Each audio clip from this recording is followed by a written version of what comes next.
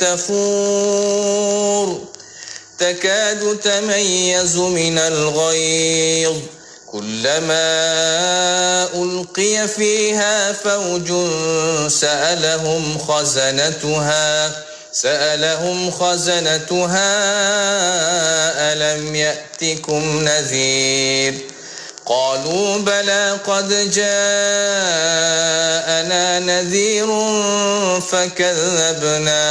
فكذبنا وقلنا ما نزل الله من شيء إن أنتم إلا في ضلال كبير وقالوا لو كنا نسمع أو نعقل ما كنا في أصحاب السعير فاعترفوا بذنبهم فسحقا لأصحاب السعير إن الذين يخشون ربهم بالغيب لهم مغفرة وأجر كبير وأسروا قولكم أو اجهروا به إنه عليم بذات الصدور ألا يعلم من خلق وهو اللطيف الخبير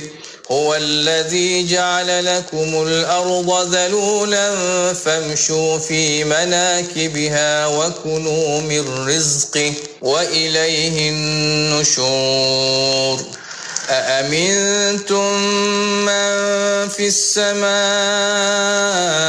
أن يخسف بكم الأرض فإذا هي تمور أم أمنتم من في السماء أن يرسل عليكم حاصبا فستعلمون كيف نذير ولقد كذب الذين من قبلهم فكيف كان نكير أولم يروا إلى الطير فوقهم صافات ويقبضن ما يمسكهن إلا الرحمن إنه بكل شيء بصير أمن هذا الذي هو جند لكم ينصركم من دون الرحمن إن الكافرون إلا في غرور أمن هذا الذي يرزقكم إن أمسك رزقه بل لجوا في عتو ونفور أفمن يمشي مكبا على وجهه أهدى أمن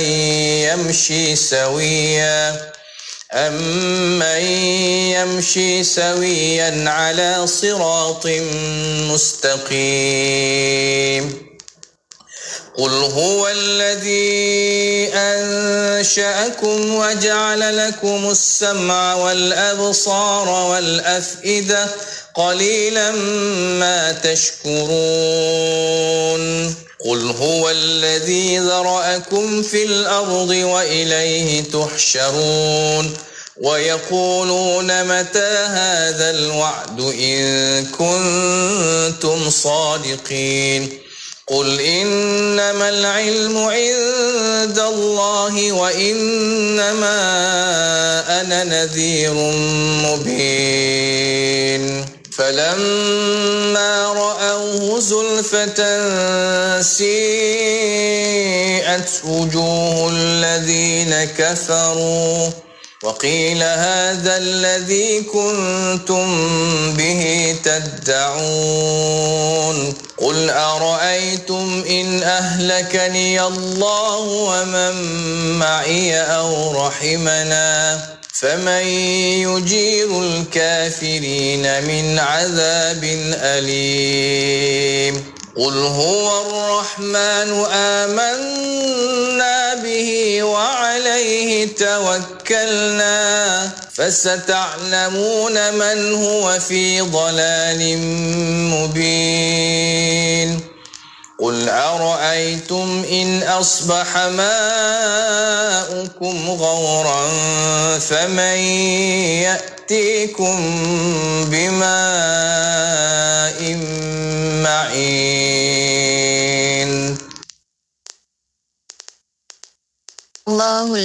Alhamdulillah, waktu ini kita bersiaran bersama dengan sahabat pendengar menerusi rancangan Tadabbur. Masya Allah, Alhamdulillah telah pun sama-sama kita ikuti bacaan ayat suci Al-Quranul Karim menerusi surah Al-Mulk ayat 1 hingga akhir sebentar tadi ayat 30 untuk sama-sama kita mentadabbur. Tadi kita bersama untuk bacaannya sambil-sambil baca, sambil-sambil membaca terjemahannya, Masya Allah. Dan kali ini kita mentadabburnya bersama dengan siapa? Tak lain tak bukan, dah pun berada di hujung talian kita ada Ustaz Syahri Abdul Rahman. Assalamualaikum Ustaz. Waalaikumsalam warahmatullahi wabarakatuh. Puan Hayati.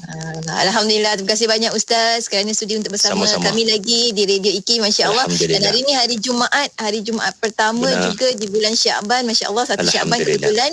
Dan hari ini mudah-mudahan kita semua dapat mempelajari surah Al-Mulk ni sebaik mungkin. Sebab apa? Sebab kita perlu sampai ke huruf yang terakhir di Al-Mulk itu, huruf K. Jadi insya-Allah sebelum kita nak kepada huruf K tersebut, sedikitlah mukadimah daripada Ustaz untuk rancangan kita pada hari ini. Silakan Ustaz. Terima kasih banyak-banyak pada Puan Nur Hayati Paradi selaku penerbit untuk segmen Tadabbur di Radio IKIM. Seluruh para pendengar yang setia menanti, seluruh para penonton yang turut bersama dalam majlis Al-Quran pada pagi Jumaat yang pertama dalam bulan Sya'ban. Dan kita sedar atau tidak, semakin menghampiri kepada Ramadan Al-Mubarak. Semoga kita dari kalangan mereka yang dijemput Allah Subhanahu wa taala untuk bertemu dengan Ramadan Al-Mubarak.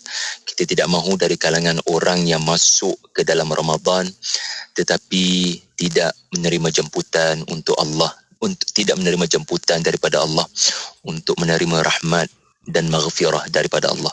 Jadi apa yang akan kita kongsikan pada pagi ini, antaranya memang ada kaitan dengan bagaimana untuk menikmati Al-Quran, bagaimana untuk berinteraksi dengan Al-Quran. Ya, ada ayatnya yang akan mengajar kita apa yang perlu kita beri perhatian apabila kita berinteraksi dengan Al-Quran yang diturunkan dalam bulan Ramadan. Alhamdulillahirabbil alamin. Wassalatu wassalamu ala Rasulillah wa ala alihi wa sahbihi wa man tabi'ahu wa nasarahu wa jahada fillahi haqqa jihadih. Subhanaka la ilma lana illa ma 'allamtana innaka antal alimul hakim. Wa la haula wa la quwwata illa billahil aliyil azim. Jadi sekali lagi saya nak ucapkan Assalamualaikum warahmatullahi pada semua. Dan hari ini kita bersama dengan huruf K. Walaupun ia merupakan huruf ataupun akronim yang terakhir Puan Yati, ya, huruf K, namun sebenarnya dia bukan penamat kepada surah Al-Mulk. Ya, sebab kita memerlukan satu lagi masa, ya, untuk memberikan perhatian kepada penghujung surah Al-Mulk. Hari ini kita akan melihat K, ya, yang mempunyai kaitan dengan ayat 22, ya, iaitulah ketakutan kepada hari akhirat. Iaitulah ayat 22. Perhatikan cerita tentang hari akhirat yang disajikan, yang dipaparkan oleh Allah pada ayat 22. Bismillahirrahmanirrahim. Afaman yamshi mukibban ala wajhi ahda amman yamshi sawiyan ala siratin mustaqim. Adakah seseorang yang merangkak dengan wajahnya tertelungkup lebih terpimpin ke jalan kebenaran, atau orang yang berjalan tegap di atas jalan yang lurus? Perhatikan, ini merupakan satu ayat yang memberikan dua keadaan manusia. Para ulama mentafsirkan ia merupakan keadaan dua manusia di hari akhirat. Satu kumpulan manusia yang mana berjalan dalam keadaan mukibban. Mukibban ini adalah terbalik. Dia berada seperti cawan yang diterbalikkan, yang ditelengkup. Kepala kita Allah Ta'ala anugerahkan, ya, kepala kita ini duduk di atas, ya, manakala kaki duduk di bawah, ya, kerana fikiran dan akal duduk di kepala. Allah mahu kita berfikir apa yang tinggi-tinggi di atas kepala kita, Ya, Allah Ta'ala mahu kita menggunakan akal dan Allah letakkan di kepala supaya kita kembali merenung daripada mana kita datang. Kita datang daripada tempat yang tinggi. Lalu kita kena berfikir dengan teliti untuk menuju ketinggian dan kemuliaan. Jangan lupa malaikat pernah sujud kepada manusia, iaitulah ayahanda Nabi Allah Adam. Kerana di antara kelebihan manusia berbanding makhluk-makhluk lain adalah Allah kurniakan akal. Dan Allah letak di tempat yang tinggi supaya kita berfikir fauqahum. Supaya kita berfikir perkara yang tinggi-tinggi, dan yang paling penting berfikir tentang kejadian makhluk-makhluk ciptaan yang maha tinggi. Al-A'la, Allah. Tiba-tiba di hari akhirat ada manusia yang mana kepala duduk di bawah ponyati. Kepala mereka seperti kaki, di mana Allah terbalikkan keadaan mereka. Jadi para ulama mentafsirkan ini menggambarkan ada manusia di hari akhirat seperti binatang. Mereka berjalan dengan kepala. Kita boleh lihat beberapa ekor binatang di muka bumi yang mana perutnya, kakinya sama paras dengan kepalanya. Kepalanya berjalan bersama dengan perutnya, bersama dengan kakinya. Seperti ular dan banyak binatang-binatang yang dapat kita lihat, di mana tidak diletakkan kepalanya di atas. Kepalanya satu paras dengan badan dan tubuhnya, dan ekornya dan kakinya. Di hari akhirat memang ada manusia seperti itu, wal'iyadu billah. Ya, jadi ayat 22 ini menggambarkan kisah manusia yang seperti binatang semasa hidup di dunia. Mereka tidak menggunakan akal fikiran mereka untuk farja'il basar. Farja'il basar untuk merenung kejadian-kejadian yang Allah ciptakan di hadapan mata mereka. Ini menunjukkan mereka manusia masa makan, masa hidup tak ubah seperti binatang. Tak ada beza seperti binatang. Mereka tidak berfikir tentang tanda-tanda adanya Tuhan. Jadi kalau begitu sikap mereka di dunia, maka di akhirat Allah jadikan mereka seperti binatang. Ini ada bukti daripada satu hadis dalam Sahih Bukhari, di mana Allah menceritakan tentang satu keadaan orang kafir, iaitulah tidak lain tidak bukan, ya, dalam hadis Sahih Bukhari, di mana Nabi Allah Ibrahim alaihi salam akan mendapati ayahnya bukan sekadar berada dalam keadaan qatarah wa ghabarah, dalam keadaan terhina, tetapi baginda akan mendapati Allah pertemukan baginda dengan ayah baginda, di mana ketika itu ayah baginda berada di dalam keadaan bidhikhin multatikh, iaitulah Allah jadikan ayahnya Azar dalam bentuk seekor anjing hutan yang penuh dengan kotoran, dengan kaki yang terikat untuk dilontarkan ke dalam neraka. Ulqiya fiha faujun. Allah jadikan ayah ataupun ayah saudara, wallahu alam, para ulama berbeza pandangan, di mana orang kafir ini, ya, walaupun ayah Nabi Allah Ibrahim alaihi salam, di hari akhirat berada dalam keadaan seperti anjing hutan. Ini adalah maksud mukibban ala wajhi, di mana ada kalangan mereka yang menjadi seperti binatang. Wal'iyadu billah. Ya. Yang kedua, ada tafsiran yang kedua. Mukibban ala wajhi ini maksudnya orang yang bila berjalan seperti kepalanya di bawah.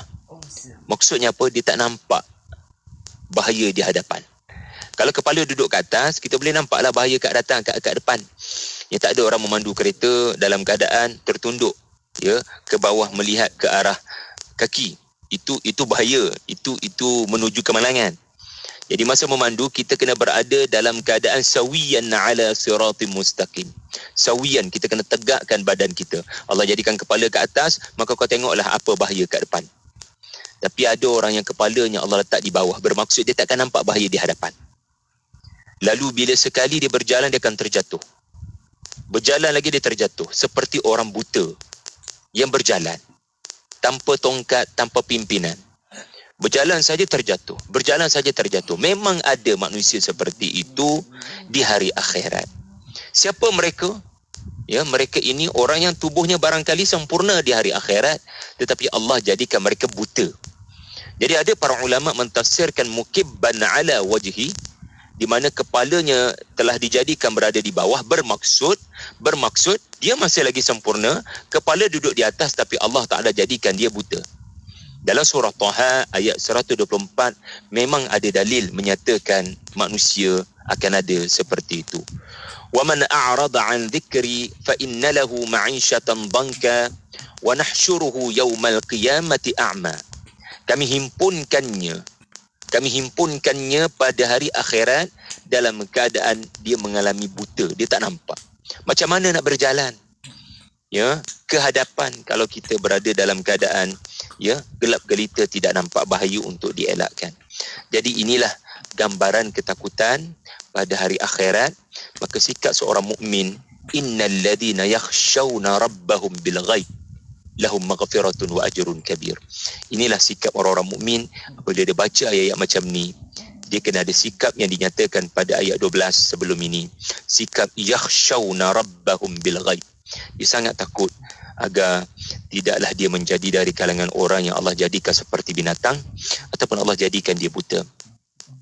Kemudian juga pada ayat seterusnya kita akan mendapati ayat seterusnya. Okey, tuan-tuan dan puan, inilah penutup ataupun K yang kedua, kesimpulan kesimpulan yang ada pada surah Al-Mulk, di mana anda akan mendapati ayat-ayat 6 yang terakhir.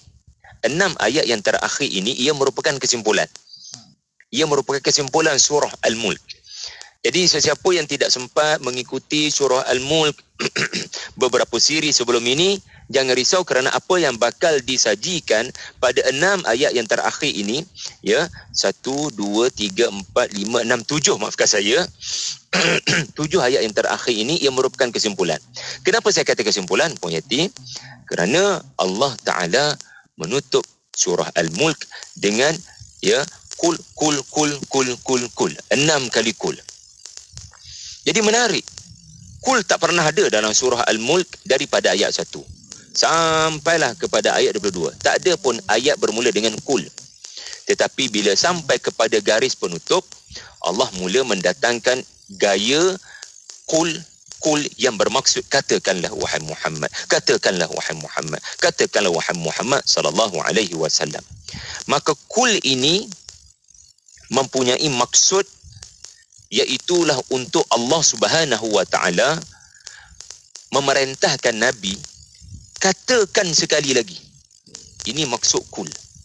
Katakan sekali lagi, kerana apa yang akan diperkatakan sekali lagi menegaskan apa yang dinyatakan sebelum ini. Sebagai contoh, menegaskan apa yang dinyatakan sebelum ini, iaitulah ayat 23. Okey, tuan-tuan pun baca ayat 23. Qul huwallazi ansha'akum wa ja'ala lakumus sam'a wal absara wal af'idah qalilan ma tashkurun. Katakanlah, dialah yang menciptakan kamu dan menjadikan pendengaran, penglihatan dan hati nurani bagi kamu, tetapi sangat sedikit dari kalangan kamu yang bersyukur. Perhatikan ayat ini, Allah bercerita tentang ansha'akum. Allah bercerita tentang kamu diciptakan. Nasya'a ni menjadikan kamu ini tegak berdiri, tegap tubuhnya, dewasa, belia, matang dan dapat mengalami kehidupan yang baik. Ansha'akum. Allah jadikan kamu untuk kamu dapat berdiri tegak dan dapat menjalankan kerja-kerja kehidupan. Ini bukan kali pertama Allah bicara tentang penciptaan. Ansha'akum bermaksud menciptakan kamu. Ini bukan kali pertama Allah Ta'ala berbicara tentang penciptaan kamu. Sebab tu kita katakan kesimpulan. Maksudnya apa? Dia nak berbicara pada poin sebelumnya. Apa dia? Alladhi khalaqal mauta wal hayata liyabluwakum. Ayat 2. Allah dah berbicara tentang penciptaan sebelum ni. Ayat yang kedua, Allah menciptakan kematian dan kehidupan. Kita sudah bincang sebelum ini. Adapun kematian itu bermaksud kamu di dunia. Adapun al-hayat, kehidupan, adalah alam di akhirat. Jadi ansha'akum di sini bermaksud aku ciptakan kamu. Ada tujuan. Sebelum kamu mati dan dibawa ke hari akhirat, kamu kena selamatkan diri kamu dengan kehidupan yang berlandaskan tujuan. Jadi seolah-olah bila Allah Ta'ala sebut ansha'akum, Allah nak tanya kita, adakah kau masih ingat apa tujuan kau hidup? Engkau baru saja membaca ayat 2 surah Al-Mulk. Apa tujuan kamu hidup? Untuk diuji oleh Tuhan. Siapa yang beramal dengan amal yang ahsanu amala? Siapa yang beramal dari kalangan kamu dengan amalan yang salih? Liyabluwakum ayyukum ahsanu amala. Jadi kul kat situ bermaksud cakap sekali lagi, bacakan sekali lagi, royak sekali lagi, habak sekali lagi. Hebat Al-Quran ini, dia sentiasa ada rumusan Puan Yati. Kita kan kalau bagi ucapan kan, ya, Puan Yati pun pasti selalu mengendalikan pelbagai segmen di mana 2 minit terakhir, 1 minit terakhir, boleh tak panel bagi rumusan? Kan? Boleh tak ustazah bagi rumusan? Ya, sebab kadang ada orang dia lambat join. Dia baru join. Jadi dia didn't get the point sebab dia terlalu lewat ikut. Tetapi Allah tak nak orang yang terlewat ini, orang-orang mutaakhirin ini, ya, dia terlepas. Jadi subhanallah, hebat Al-Quran ini dalam seluruh 114 surah. Dalam seluruh 114 surah, termasuk surah Al-Mulk, Allah pasti akan mendatangkan conclusion. Ya, orang Arab kata khulasatul qaul, khulasah, kesimpulan.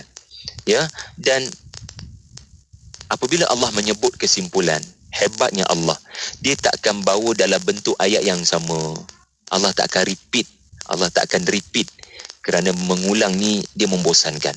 Maha suci Allah daripada menurunkan Al-Quran yang mendatangkan kesimpulan dengan gaya yang membosankan. Tak. Jadi Al-Quran mendatangkan kesimpulan dengan wording yang baru, ansha'akum. Okay, contoh yang kedua, kita tengok ya macam mana Allah membuat kesimpulan dengan sangat sempurna. Wa ja'ala lakumus sam'a wal absara wal afidah. Allah jadikan kita ni ada 3 software. Ini yang membezakan kita daripada mana-mana makhluk di atas muka bumi. Di mana Allah kurniakan kepada kita pendengaran, Allah kurniakan kepada kita penglihatan. Binatang pun ada telinga, binatang pun ada mata. Tetapi wal afidah, ini antara yang membezakan kita daripada malaikat. Kerana kita dikurniakan al-afidah, iaitulah hati sanubari yang ada perasaan dan emosi. Di sinilah tangki emosi. Dipanggil fuad, tangki emosi. Marah duduk kat sini, sedih duduk kat sini, keluh kesah gelisah duduk kat sini. Nama tempat itu, nama tangki itu fuad. Perhatikan, Allah Ta'ala sebut, aku ciptakan kamu pendengaran. Allah ciptakan, Allah tak sebut telinga, Allah sebut pendengaran. Sebab ada orang Allah bagi telinga, dia tak dengar. Dia memekakkan telinganya daripada mendengar. Okey, adakah kita masih ingat cerita ada orang kata ma kunna nasma' au na'qil, law kunna nasma' au na'qil. Masih ingat ayat itu? Iaitulah ayat tentang penyesalan ahli neraka yang dirakamkan pada ayat 10. Jadi ini kesimpulan.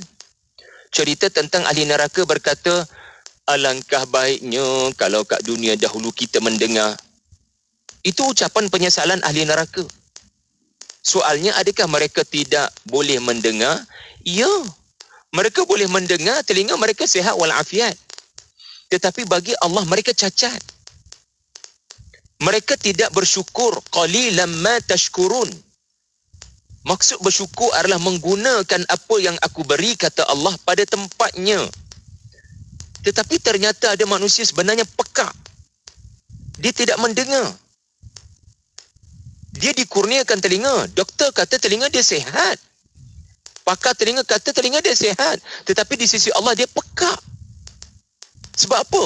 Lau kunna nasma' dia tidak mendengar teguran nadhir. Dia tidak mendengar teguran daripada para rasul. Dia tidak mau mendengar teguran daripada kaum muslimin. Dia tak ada perasaan pun kepada teguran dalam khutbah Jumaat sebentar lagi contoh. Tak ada sebarang perasaan kepada ayat-ayat Allah yang dibacakan. Wal'iyadu billah. Jadi as-sam'a di sini mengingatkan kita kepada ayat tentang penyesalan ahli neraka. Al-absar pula, Allah ciptakan kita penglihatan. Tetapi ada orang di sisi Allah Ta'ala dia buta. Dia buta. Sebab tu tadi ayat menceritakan tentang keadaan orang buta di hari akhirat. Sebab di dunia dahulu Allah melihat dia buta. Tetapi doktor pakar mata kata mata dia sihat. Mata dia sihat. Tak ada sakit. Tak ada apa-apa yang katarak ke apa yang dia panggil tak berapa nampak tu kan. Dia tak ada sakit apa-apa. Ya.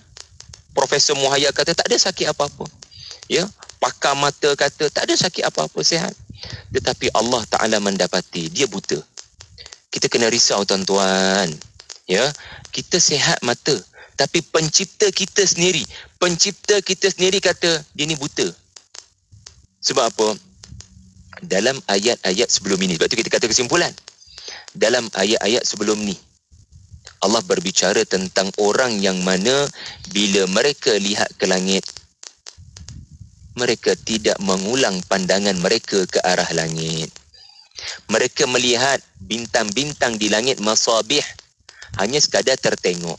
Tertengok dengan menengok ada beza ya. Tertengok ni ialah ternampak tanpa niat. Nampak tapi hanya nampak di mata, tidak menyebabkan akal di atas kepala berfikir. Sedangkan pada ayat 3 Allah menyebut fungsi al-basar. Ayat 3 sebelum ni Allah menyebut fungsi al-basar untuk thumma rji'il basara karratayn yanqalib ilaikal basar. Allah minta kita ulang tengok kejadian-kejadian Ar-Rahman. Apa yang Ar-Rahman cipta di atas kepala kita. Ya, pada minggu lepas kita bercakap tentang burung yang terbang. Sebab Allah nak kita lihat, bukan hanya lihat, tetapi irja'il basar. Tengok banyak kali. Sebab tu Iqra' pun Allah sebut 2 kali. Iqra' bismi rabbikal ladzi khalaq. Dan kemudiannya Iqra' wa rabbukal akram. Iqra' pun Allah kata 2 kali. Sebab Allah tak nak orang Islam melihat apa yang terjadi, matahari terbit, matahari terbenam, hanya sekadar kebetulan. Orang Islam kena tengok 2 kali, bermaksud tengok sebagai pengkaji yang percaya alam ini seperti berbicara. Ya. Ya, sebab tu Allah Subhanahu Wa Taala menyebut orang yang menggunakan penglihatannya dan pendengarannya dengar peringatan para rasul. Ya, nadhir. Tengok kejadian di alam. Dan bila dia guna kedua-dua ini, sesuatu terjadi kepada afidah. Sesuatu terjadi kepada tangki emosinya, iaitulah khasi'an wa huwa hasir. Dia rasa dirinya hina, tak ada apa-apa, semuanya Tuhan yang beri. Dia rasa hasir, dia rasa menyesal kerana banyak dosa di masa lampau. Jadi lihat ya, subhanallah, ayat 23 benar-benar merumuskan tentang bagaimana cara kita berinteraksi dengan ayat-ayat Allah. Jangan hanya sekadar baca ayat-ayat Allah. Kita kena baca, kita kena kaji, dan kita kena rasa. Kita kena baca, dengarkan di telinga, kemudian kita kena kaji, observe dengan mata dan dengan buah-buah pandangan, ya, dan dengan kita merasai takut pada ayat Allah, rindu nak bertemu Allah, cinta nak pergi syurga al-afidah. Jadi ayat 23 bermaksud aktifkan 3 perkara ini apabila berinteraksi dengan ayat-ayat Allah, khususnya dalam bulan Ramadan nanti. Wallahu alam punyati. InsyaAllah. Masya Allah Ustaz, dia bila macam ni membuka mata kita bahawa betapalah Allah menjadikan kita mata 2 sepasang, telinga 2 sepasang. Yang maksudnya kalau kita tak lihat 2 kali pun Allah dah jadikan kita secara automatik kita melihat 2 kali ganda, mendengar 2 kali ganda sebenarnya. Masya Allah. Allah Akbar. Ustaz, kita sampai hujung-hujung. Rasa tak nak bagi Ustaz berhenti, tapi itulah kan yang masih kita kata batas. Ini itulah kita hujung ni Ustaz, berikan sedikit pesan-pesan lah untuk rakan-rakan pendengar kita. Kita tutup hanya untuk akronim. Minggu depan kita akan sambung lagi untuk Al-Mulk insya-Allah. Ustaz, sedikit ujungnya. Orang kata last but not least, ya. Jadi sebagai penutup, surah Al-Mulk benar-benar berbicara tentang bagaimana sepatutnya kita lihat diri kita di hadapan cermin. Ya, orang lain barangkali ia membetulkan rambutnya, ia menutup jerawatnya, menghilangkan beberapa perkara yang menunjukkan keaiban pada wajahnya, dan jarang nak ada orang yang melihat cermin dengan melihat dirinya berdasarkan Tuhan yang menciptakan dia. Jadi ayat-ayat yang kita lalui ini mengajar kita bila tengok cermin, mata engkau ni Syahari, ada kau tengok kejadian di alam ini. Telinga engkau ni Syahari, ada kau dengar ayat-ayat Allah. Hatimu ada tak terasa dengan ayat-ayat kauniyah dan ayat-ayat Quraniyah. Jadi kita akan tengok cermin dengan didikan surah Al-Mulk dengan cara yang baru, dengan cara pandang yang tidak pernah kita kecapi sebelum ini. Itulah nikmatnya Al-Quran, mendidik kita agar hidup berdasarkan tujuan Allah ciptakan kita. Terima kasih Puan Yati. InsyaAllah, Masya Allah. Terima kasih banyak Ustaz untuk pencerahan pada hari ini menerusi surah Al-Mulk sampai ke ayat yang 30. InsyaAllah minggu depan kita akan sambung lagi surah Al-Mulk ini untuk kita memantapkan lagi rasa kita tentang surah Al-Mulk dan pada Al-Quran daripada Allah Subhanahu Taala itu sendiri. Terima kasih banyak Ustaz. Sampai bertemu lagi minggu depan. Assalamualaikum Ustaz. Waalaikumsalam warahmatullahi wabarakatuh.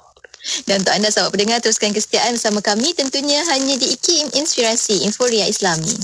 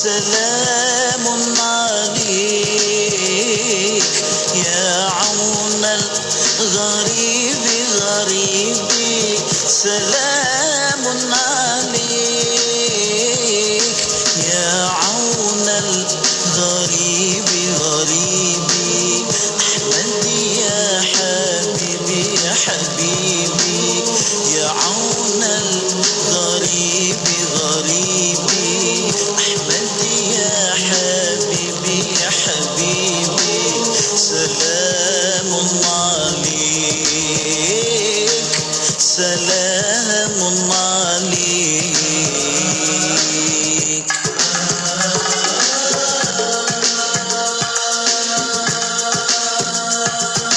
جئت بالقرآن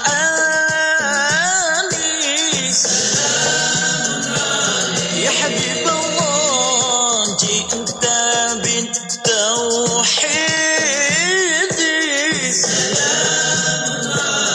يا رسول الله أمن وسلام سلام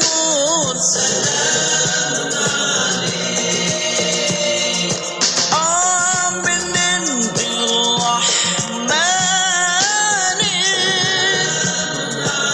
يا حبيب الله يا عون الغريب غريبي أحمدي يا حبيبي يا حبيبي يا عون الغريب غريبي أحمدي يا حبيبي يا حبيبي سلام عليك سلام عليك أحمدي يا حبيبي يا حبيبي سلام عليك يا عون الغريب غريبي سلام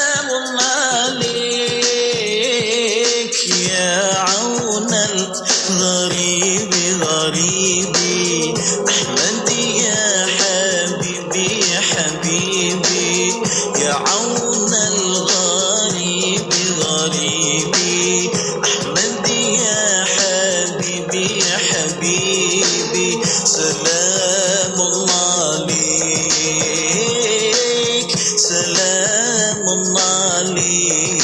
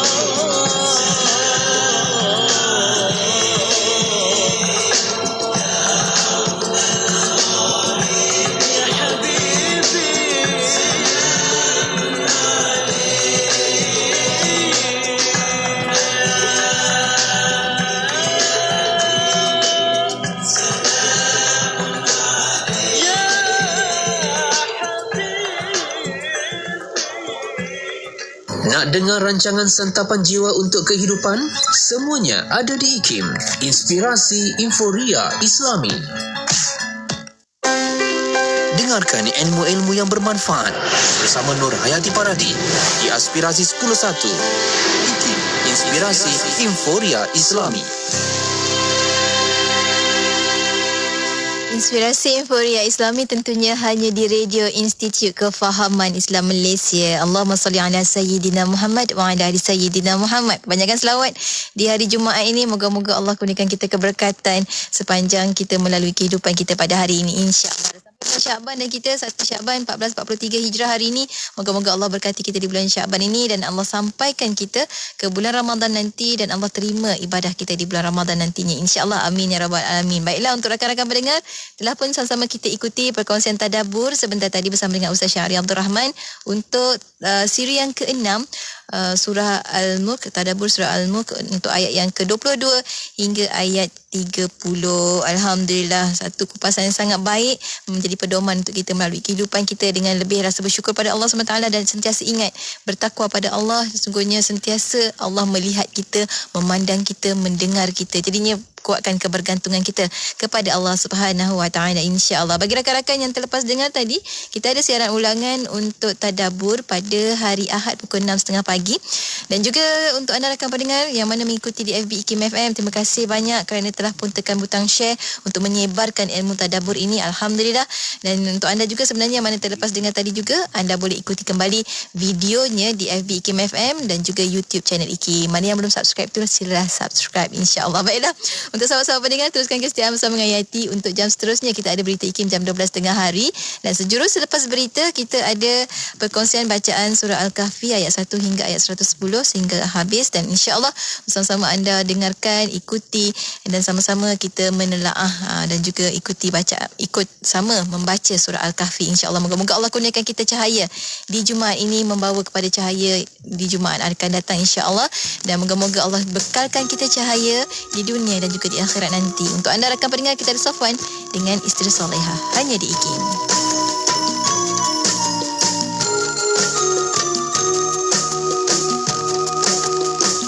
Isteri cerdik yang solehah, penyejuk mata, penawar hati, penajam fikiran. Di rumah dia isteri, di jalanan kawan, di waktu kita buntu dia penunjuk jalan. Isteri cerdik yang solehah, penyejuk mata, penawar hati, penajam fikiran. Di rumah isteri, di jalanan kawan. Di waktu kita buntu, dia penunjuk jalan. Pandangan kita diperteguhkan, menjadikan kita tetap pendirian. Ilmu yang diberi dapat disimpan, kita lupa dia mengingatkan. Isteri cerdik yang soleha, penyejuk mata, penawar hati, penajam fikiran. Di rumah dia isteri, di jalanan kawan. Di waktu kita buntu, dia penunjuk jalan. Nasihat kita dijadikan pakaian, silap kita dia betulkan. Penghibur di waktu kesunyian, terasa ramai bila bersamanya. Dia umpama tongkat si buta, bila tiada satu kehilangan. Dia ibarat simpanan ilmu, semoga kekal untuk diwariskan. Isteri cerdik yang soleha, penyejuk mata, penawar hati, penajam fikiran. Di rumah dia isteri, di jalanan